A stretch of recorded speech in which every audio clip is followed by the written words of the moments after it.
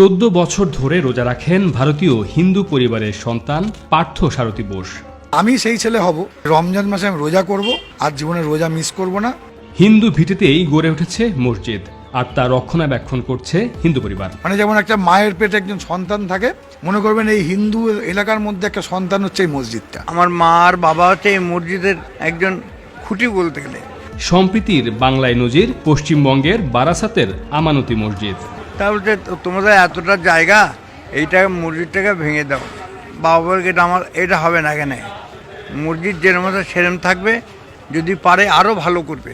হিন্দু পরিবারের সদস্য পার্থ সারথী বোস সিয়াম সাধনার মাসে নিয়ম করে পালন করেন রোজা। মসজিদ মানতাম, অবশ্যই মানতাম, কিন্তু হয়তো আমার বিশ্বাস এটাই যে আমি তখন রোজা মাসে কী করেছি, আমার কিছু বন্ধু বান্ধবের সাথে মানে ড্রিঙ্কস করেছিলাম। ড্রিঙ্কস করার পর বাড়ি ফেরার সময় আমার অ্যাক্সিডেন্ট হয়, বাইক অ্যাক্সিডেন্ট হয়। সে বাইক থেকে আমি পড়ে গিয়ে আমার এই হাতটা ভেঙে যায়। কী করবো তখন মনে পড়লো যে আমি হয়তো কোনো অন্যায় করেছি, এটা তো রমজান মাস, এই মাসে তো এটা উচিত না।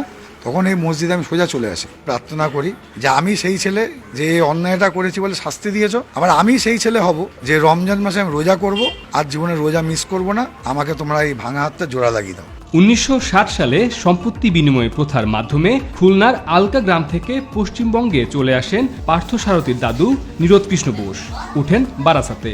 বাস্তু ভিটাতেই সন্ধান মেলে এক জরাজীর্ণ মসজিদের। নীরদ বোসের ছোট সন্তান দীপক কুমার বোসের বয়স এখন 82। 1964 সালের স্মৃতিচারণ করে তিনি বলেন, একটা মুসলিম প্রপার্টি ছিল, আমি তখন এখানে আসি।